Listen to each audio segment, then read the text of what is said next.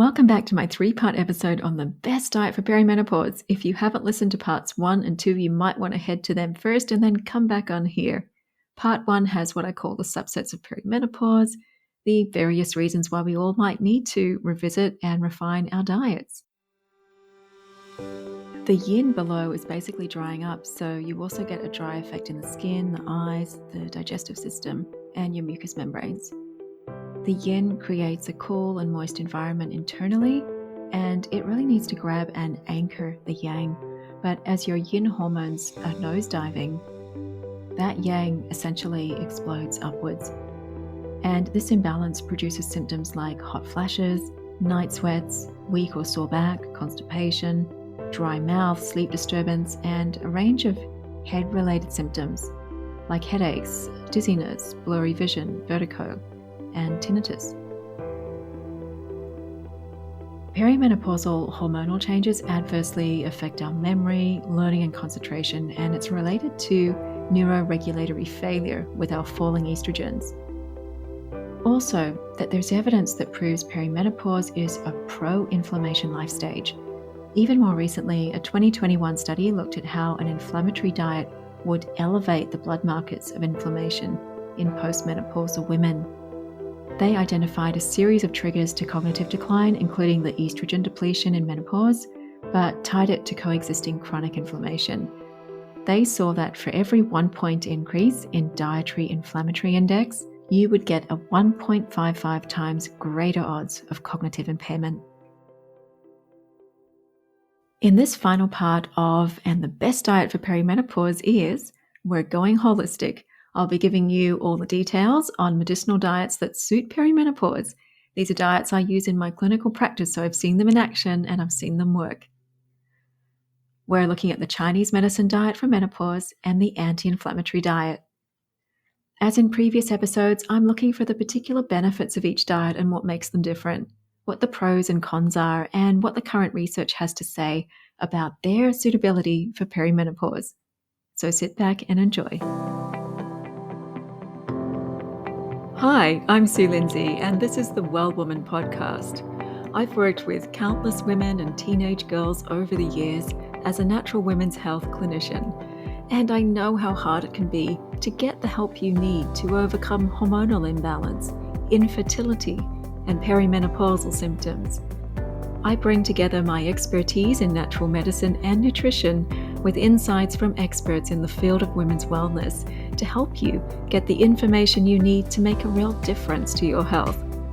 This truly unique podcast combines the wisdom of the East with the clinical know-how of modern naturopathy, offering a holistic approach to empower and inspire women just like you on the path to optimized health. I'm your trusted guide as you navigate your hormone healing journey, giving you support, accountability, and guidance along the way. Thanks for listening in, and don't forget to follow or subscribe. It's time to nourish you with Well Woman.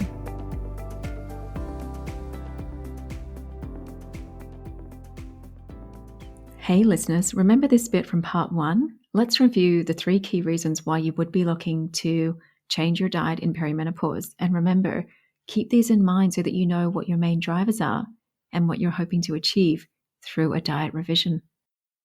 I'll suggest first that there are a few common reasons why we would want to refine or even change completely our approach to diet and nutrition because we're in perimenopause. Reason number 1 is we have a family history of cardiometabolic disease, namely diseases that affect your heart, your cardiovascular system. This could show up in high blood pressure, high cholesterol, or even metabolic conditions like type 2 diabetes, metabolic syndrome. Having a history of polycystic ovarian syndrome is another one. Having a higher waist circumference and elevated cholesterol, these are also risk factors for cardiovascular disease. Number 2, we're frustrated and we're losing hope. We want to stop gaining weight, or we want to try and work off the weight that we've already gained because it feels like this weight, or should I more correctly say fat gain, is just creeping up on us. Reason number 3, and this is possibly the best reason to change your diet, is that you're just starting to notice that you're getting all these signs of aging. You might be getting more inflammation, or inflammaging, as we call it. You might also notice that you get fatigued more easily, you're getting a little bit of brain fog, you feel like you might be starting to forget things that should be easy to remember, forgetting words, forgetting names, forgetting what you did that morning. It's where you are starting to get symptoms that you never had before, and maybe you're getting more anxiety and you're noticing the brain symptoms kicking in, and there's probably going to be a little bit of body shape change going on as well. There's a lot more to healthy weight management through food than counting calories. So I want to offer you a different way of looking at diet entirely. Imagine that it's not just about the food anymore or its caloric content. It's not about removing some foods because of their nutrient proportions. How about if we instead take more of a holistic perspective and say that it's your internal environment, your organ functionality, your digestive system, yes, your actual body. That is just as important as the food that you're eating. So let's eat to support our internal function as well. And so we arrive now at the Chinese medicine diet for women in the transition to menopause. If you've always approached food as medicine and you enjoy creating dishes that are more therapeutically intentioned as opposed to just tasting good, then you might like to explore this option. This is the type of diet that I grew up with in Southeast Asia. My father was always interested in Chinese medicine and eating for health, and I reflect on it often because it hasn't been that long since he passed, and I came to the conclusion that we all have our love languages, and food nourishment was his. So with this diet approach, it's actually based on syndromes. Think of them like a cluster of symptoms that result from imbalances in your various organ systems internally. The diagnostic approach is quite different to naturopathy. Naturopathy, I feel like it becomes more focused on symptoms and specific organ function, seeing each organ independently. And with traditional Chinese medicine, it's more seeing everything as interrelational. And they also recognize emotion as being the root cause of most disharmonies. In naturopathy, we might instead say that psychological stress is at the root of physiological disease. You then go to Ayurveda and they look at the subtle body. So there, the causation occurs on more of an energetic level. It's fascinating to see the various approaches. Funnily enough, all three systems often tend to arrive at the same or similar herbal medicines for specific conditions at the end of the day. So what are these syndromes that epitomize menopause in traditional Chinese medicine? Well, they relate to a couple of systems predominantly. So we've got liver and kidney systems, and they produce symptoms like the hot flashes and the night sweats and a weak or a sore back. They produce constipation, they produce dry mouth, sleep disturbance, and a range of head-related symptoms like headache, blurry vision, vertigo, dizziness, tinnitus, which one could argue is evidence of this. It's like this phenomenon of rising heat in the body or rising yang energy in the body. And it's now moving into excess because the yin isn't balancing it out.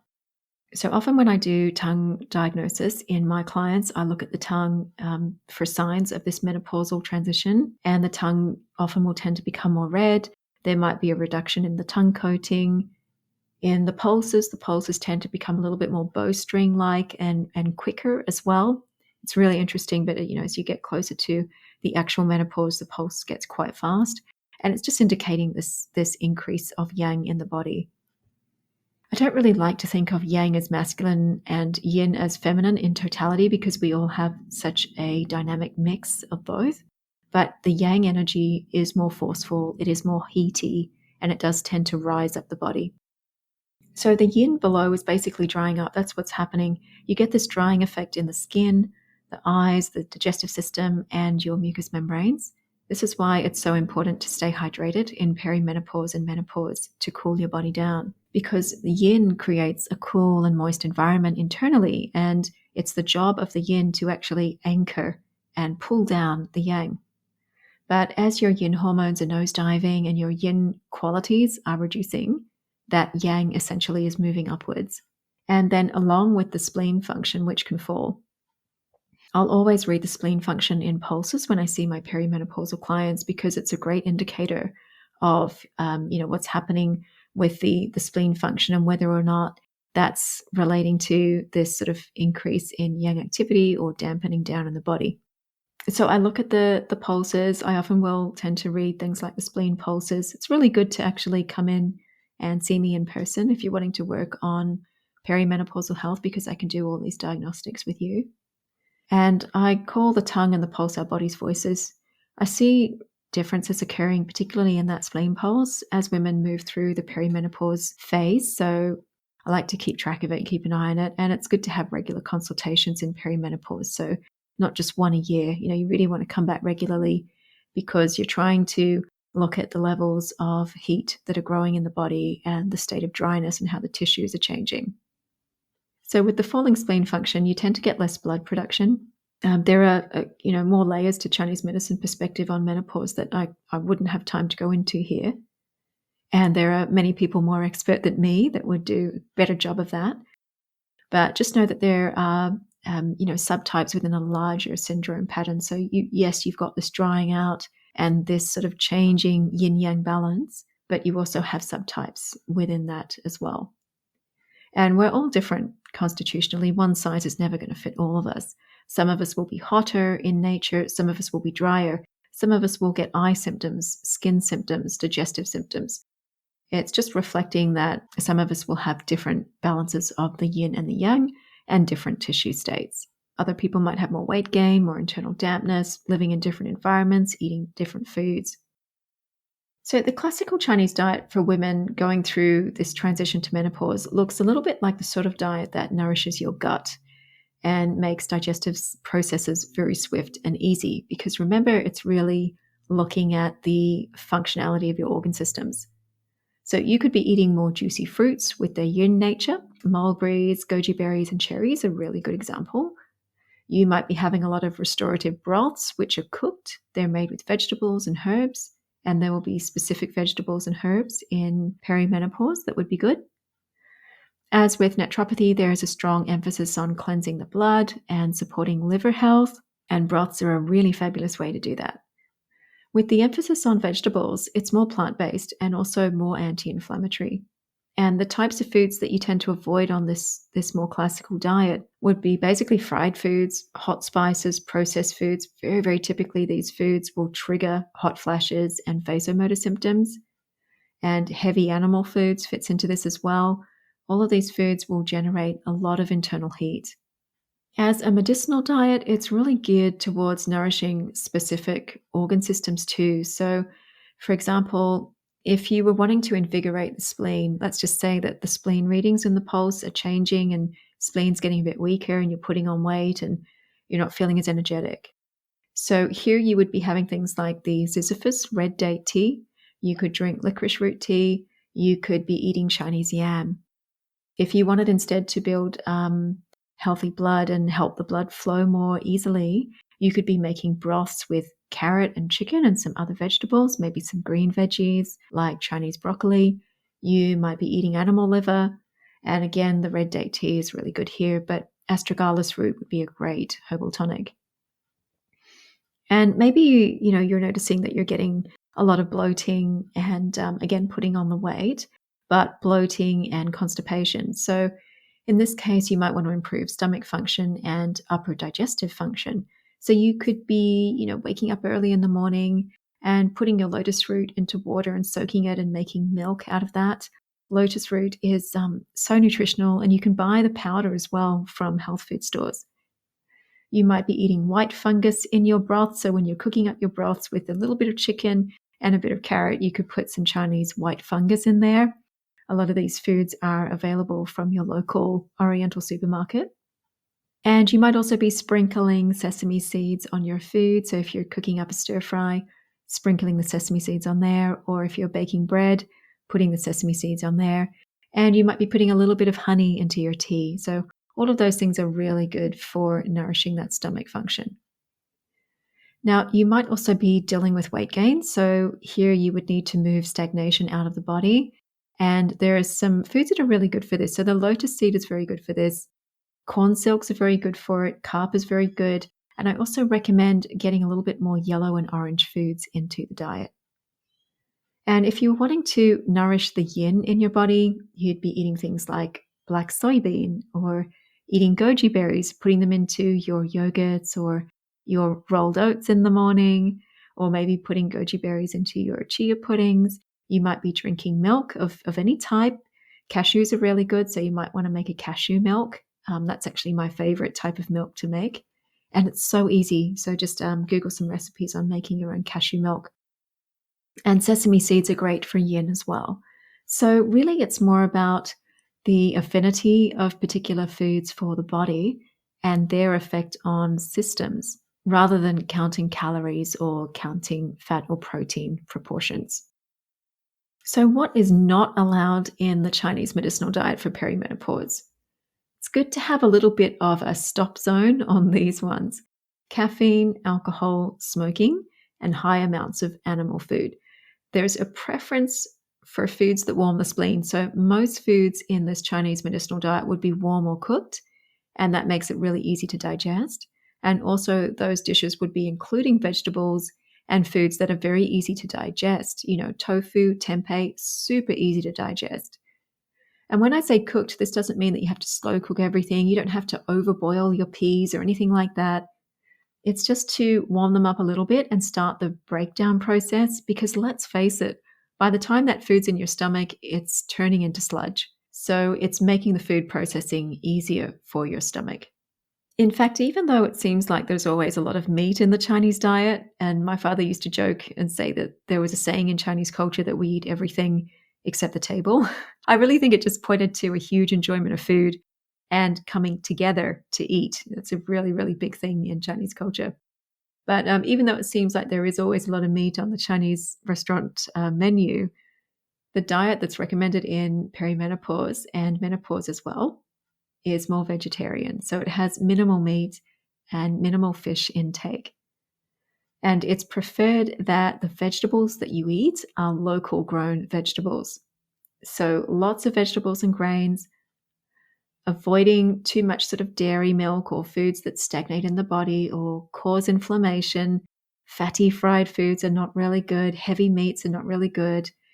And also limiting the use of spices, but more the hot spices, possibly because of their effects on body temperature. I wouldn't agree with removing all spices. I would say that the mild to moderate spices could actually be very helpful to relieve stagnation in the body. If you've got a metabolic rate that seems to be slowing down and you feel heavy and full and stagnated, then the moderate spices are fantastic, like cinnamon and turmeric, black pepper, and ginger. That would be so good. And on the dairy in the Chinese medicinal diet, it's really avoided. That's more so if you tend to have a lot of mucus. So let's just say that you don't tend to get a stuffed nose or mucus or allergies, and you've never really had any symptoms from dairy, then it's probably not a problem. And don't forget, dairy is such a great source of calcium. It's not the only source. You don't have to just eat dairy for calcium, but it is a good source of it. In this Chinese diet, then, you'd be eating the sorts of foods that moisten your body internally and combat inflammation, heat, and dryness. You'd also be eating to boost your spleen function and your liver system function, and to give your kidneys and adrenals really good basic nourishment, because the kidneys and adrenals are the storehouse of your vitality and your essence. There are two things that I share in common with Honora Wolf. She's the author of Managing Menopause Naturally with Chinese Medicine. Firstly, we both have around 20 years of clinical experience. And second, we both think that diet on its own is not enough to alleviate the symptoms of menopause and perimenopause. So we're both firm believers that lifestyle habits and eating patterns, as well as supportive herbs, the original medicines, really need to work together to calm down the aging process and manage symptoms effectively. So think about your lifestyle, your meditation techniques, your walking, your swimming, your dancing, your yoga, your tai chi, your qigong, and think about how you integrate herbal medicine as well into a larger support system for perimenopause. So interesting, despite all of these wonderful goals of the Chinese medicine diet for menopause and perimenopause, the main objective is actually to nourish what's called the kidney yin. And that's what I love about this approach. It's the focus on nourishment and feeding the source of our vitality and essence, our kidney yin. If you've ever felt like you're literally drying up or you feel a bit washed out, it's not a good feeling. So bringing in all of these yin foods with their cooling, grounding and calming qualities. It has the ability to even out those hot flashes, night sweats, and also the anxiety, panic, and stress, overwhelm, those psychological symptoms that can arise in perimenopause. I also love that it's a longevity approach. It's typical of the Chinese medicine diet in general. It's about making you feel more robust and resilient and giving you energy from the diet to produce healthy blood and fluids using foods that don't stress your digestion. It's therefore the type of diet that suits women who tend to lose weight easily, women with hair loss or thinning hair, small body frames, anxiety, stress, a little bit panicky. If you looked at the Ayurvedic sort of doshas, more Vata dominant, it's for women who are feeling a little bit that wear and tear effect of running on adrenaline and cortisol for so many years, and may also have some sleep problems and low mood. So this is a diet that really suits busy women who are always on the go. It's going to be section 3 when I introduce the 3 reasons why you would refine your diet. It's that one at the end where you are starting to get some symptoms that show that your body is tired. It's for the women who are expending a lot of energy but not necessarily putting that energy back into the body. It's got this emphasis on less sugar and more bitter as well. I really like that. And this is by increasing foods like your leafy greens, your asparagus, watercress, and green tea. I also like that this diet helps with thermoregulation. So it's great news if you have the night sweats or the hot flashes. And also, if you just have a lot of redness in your skin, I like this diet for that too. There was a 2007 study conducted in Sydney, Australia. They found some interesting statistics. So when they audited the patient database of the Sydney Menopause Centre, this is where women seek support with menopausal symptoms, they found that less than a fifth of women attending the centre were non-Caucasian. Also, they found overall that Chinese women experienced fewer vasomotor symptoms than Caucasian women. They also found that the symptoms Chinese women tended to experience more were things like the cognitive aspects, so poor memory, the dry skin, and muscle ache. So it's almost like the women who have maybe been in this Chinese culture and eaten this sort of diet have a slightly different presentation in perimenopause. Actually, quite a different presentation. Yeah. Poor memory, dry skin, muscle aches. And obviously that's a generalization, but it was interesting to see that in the study because there were a lot of women that they were auditing in that study. This diet also recognizes that food has a regenerative effect on us. What we eat has the potential to bring about balance between our 2 internal forces, our yin and our yang. And if it's taken as part of a broader approach, so it incorporates eating with the seasons, for example, so seasonal fruits and vegetables, and living in harmony with nature, which also means meditation, reducing stress and psychological symptoms. Remember, emotions are at the core of dis-ease in the system, and incorporating exercises like Qigong and yoga, as well as, of course, the all-important rest, getting enough rest time. So I think it's a system of healing for perimenopause. That's how I would kind of define it. And I would recommend it more for that group 3. So needing to have physical and nutritional support to increase your vitality and reduce inflammatory symptoms and any sort of spontaneous, unexpected symptoms that might be arising in perimenopause. Now, this diet's been studied and researched and found to have beneficial effects in a range of female hormonal conditions and symptoms that are common with menopause. The understanding or underlying belief with the anti-inflammatory diet is that certain foods can combat inflammation in your body, and then also certain foods can contribute to inflammation in your body. For example, anything processed because of the inflammatory effects of sugars and any foods that are made with oil frying, where the fats in the oils become altered chemically, like hot chips, which end up being very high in trans fats, or foods that are low in fiber. These are all considered more pro-inflammatory foods. There's an element to processing of foods here. So if you're on this diet, I can guarantee you'll be saving money at the grocery store because you'll mainly be eating fresh. You'll also be getting the bonus effects of better energy, regular digestion and bowel frequency, and glowing skin. What's not to love about the anti inflammatory diet?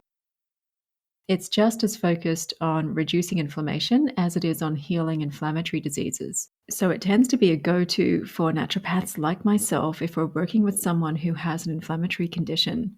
I'll list a few examples of these in just a minute. The anti inflammatory diet has been trialed with PCOS, interstitial cystitis, symptoms of perimenopause, inflammaging.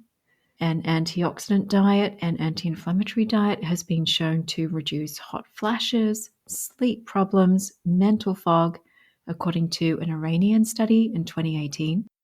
And the anti inflammatory diet is a very contemporary medicinal diet that suits perimenopause well because it addresses the menopausal transition period as being one of profound inflammatory changes.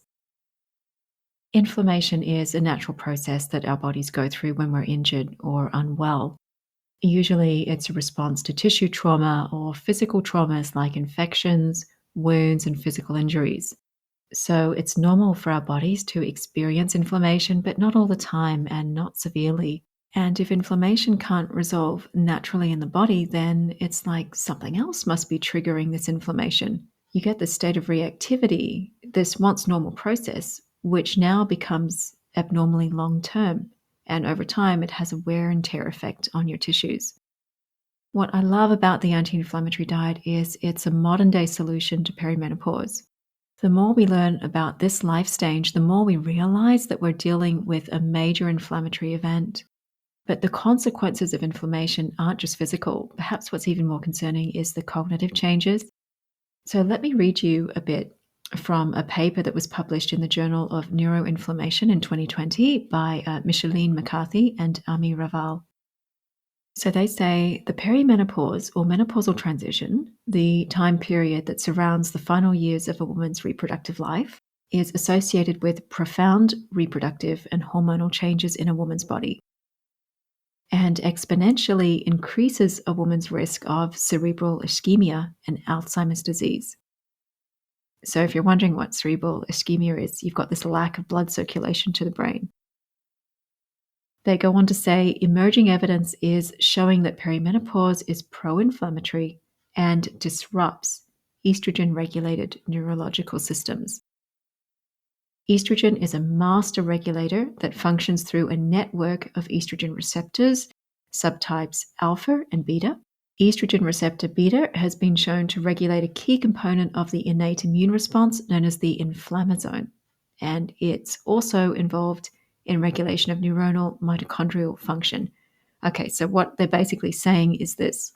Perimenopausal hormonal changes, thinking estrogen, adversely affect our memory, our ability to learn, our ability to concentrate, and it's related to neuroregulatory failure because our estrogens are falling. And there's also an aspect of it with inflammation, with the inflammasome, that we're not even getting the right or enough energy in our brains to be able to carry out those cognitive functions. They're also in their paper suggesting that there's evidence to prove perimenopause is a pro-inflammation life stage. They made reference to a whole lot of statistics to prove that point too. They also say that entering menopause naturally before the age of 42 can double the risk of stroke. And they're also saying that studies have found a systematic rise in low-grade chronic inflammation as the hormonal changes start taking effect in perimenopause. And this is going to have an effect on the ovaries too, chronic inflammation. It's going to wear the ovaries down. And then finally, they're also saying that there's an inflammatory reaction seen in perimenopause. It happens in the female reproductive tract, but it propagates up to the brain and it causes more inflammation there. Just over a decade ago, experts came up with the Dietary Inflammatory Index, the DII, and it was used in studies to assess how much of an impact a pro-inflammatory diet had on different symptoms and diseases. So not just for perimenopause, but for a whole range of conditions. A 2016 women's health study, they had over 37,000 Western women in here, suggested links between an inflammatory diet and heart disease. but also digestive disease and respiratory disease. And they also linked a pro-inflammatory diet to different types of cancer. So the evidence suggested that women with the most anti-inflammatory diets had around a 20% lower risk of developing depression compared to women with the most pro-inflammatory diets. As you can see, inflammation has many effects, so it isn't just tied to one type of condition, but it's tied to all sorts of things in the cardiovascular system, in the guts, in the respiratory system. It's tied to cancers, it's tied to cognition, it's tied to mood as well. If you're wondering what makes a pro-inflammatory diet, it's things like meat and butter. It's also, interestingly, calorie-restricting diets. Calorie-restricting diets were found to increase inflammation in the body. Just note the ages of these women too was 55 to 69. It's giving more of a general view here on the effects in postmenopause. And we'll all be at this age range at some point if we're not there already, so all good information, right? On that topic of chronic inflammation contributing to neurodegeneration, there was a large-scale study done in 2017, and it was actually based on the Mediterranean diet and the DASH diet, which is really focused on lowering the risk of hypertension. They studied over 7,000 women over the age of 65, and they found that higher dietary inflammatory scores, meaning diets that were more pro-inflammatory, would increase the risk for cognitive impairment later in life.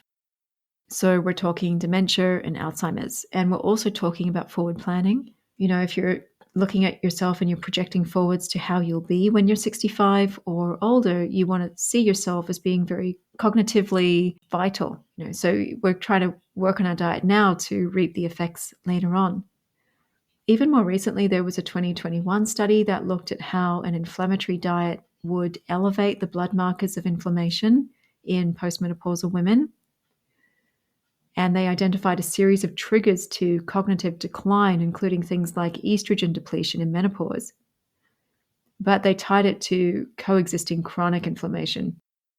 So not just being on a pro-inflammatory diet, but having inflammation in the body already. And they saw that for every 1 point increase in dietary inflammatory index, so essentially you're saying the diet got a bit more pro-inflammatory, you would get 1.55 times greater odds of cognitive impairment. In fact, numerous studies have made the link between a pro-inflammatory diet and poorer cognitive outcomes for women in later life. It's also been trialed, this diet, and tailored for a condition called interstitial cystitis, where you can get bladder pain, pelvic pain, and urinary urgency. Interstitial cystitis affects about 8 to 11% of menopausal women, so almost 1 in 10. And this anti-inflammatory diet for interstitial cystitis, it was quite specific. They tailored the diet for it. It was found to reduce symptoms and improve quality of life. And that's a great thing about the anti-inflammatory diet. You have the ability to tailor it for whatever condition that you might have. And if you don't have a chronic illness, then you just have a healthy anti-inflammatory diet. And it's good news for a condition like interstitial cystitis, which is actually thought to be incurable and really can be very unpleasant and uncomfortable. The anti-inflammatory diet's also been trialed in PCOS. It was found to assist with weight loss in that condition. And it's been trialed in a 2021 study as well. They were looking at how an anti-inflammatory diet in combination with regular physical activity would slow down inflammaging processes in the elderly. A typical day on an anti-inflammatory diet would look a little bit like this. So you'd be starting the day with fresh blueberries or dark berries. You might be having some high fiber or whole grain toast, and maybe some fresh greens like dandelion leaves, rocket, alfalfa sprouts. Basically anything fresh. And remember, getting a good even blend of fiber, antioxidant chemistry, and natural, undisturbed, healthy fats. So we're not really frying our bacon here. Or maybe you're having rolled oats or chia pudding, topped with maple syrup, fresh berries, and coconut flakes. And if you're someone like me, you're mixing a whole lot of herbs into that as well. Then you'd have a nice warm cup of green tea in the afternoon. You could be having a leafy green salad topped with seeds, fresh basil, maybe some fatty fish like sardines, wild salmon, or mackerel. They're often seen as staples in the anti-inflammatory diet.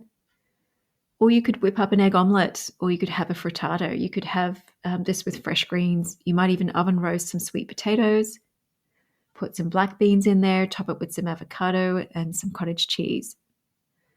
And in the evening, you'd be cooking up some anti inflammation magic with extra virgin olive oil. That would be your staple oil. You would be using seasonal vegetables, maybe some Asian greens, some broccoli. You might be cooking some Indian dal.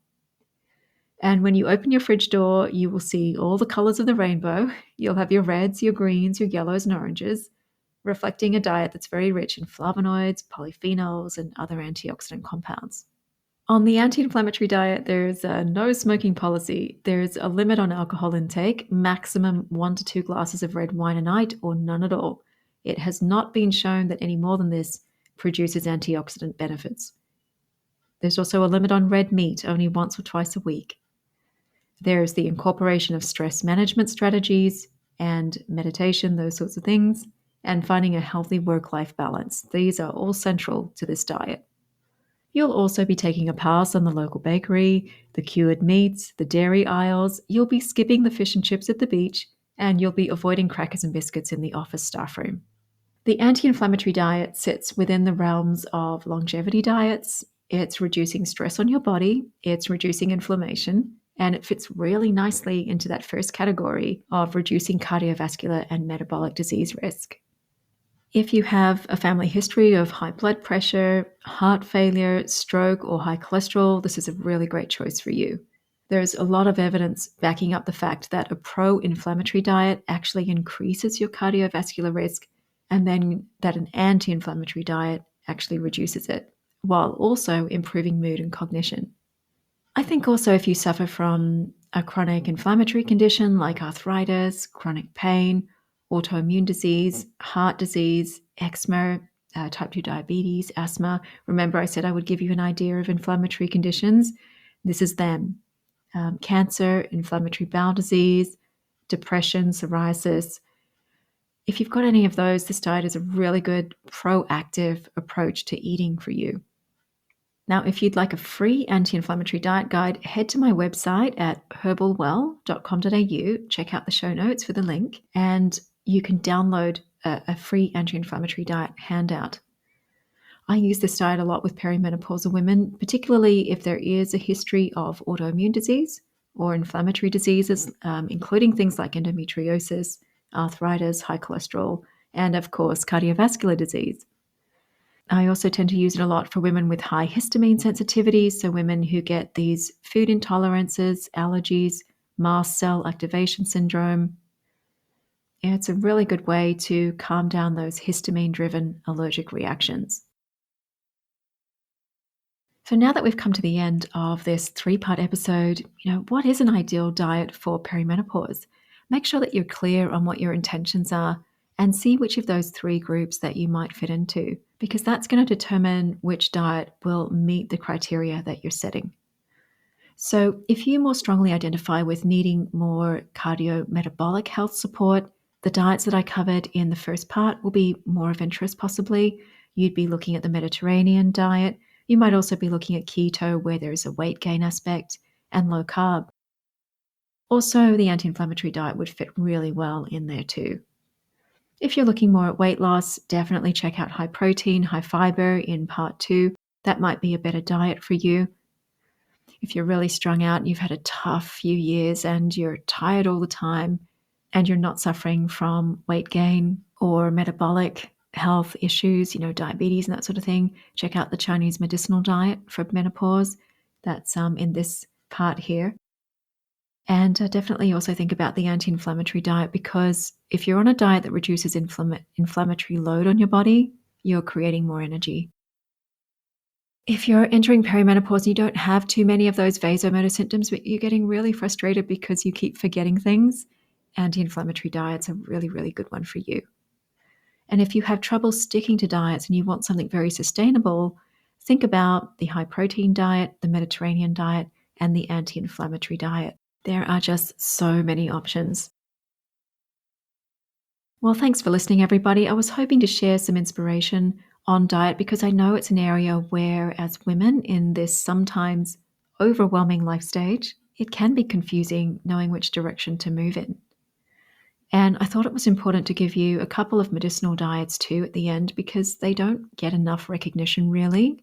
And diets like the anti-inflammatory diet, which is more naturopathic, I think it's the future of healthy eating in an increasingly inflammatory world. Have a beautiful day and see you soon in another episode of Well Woman.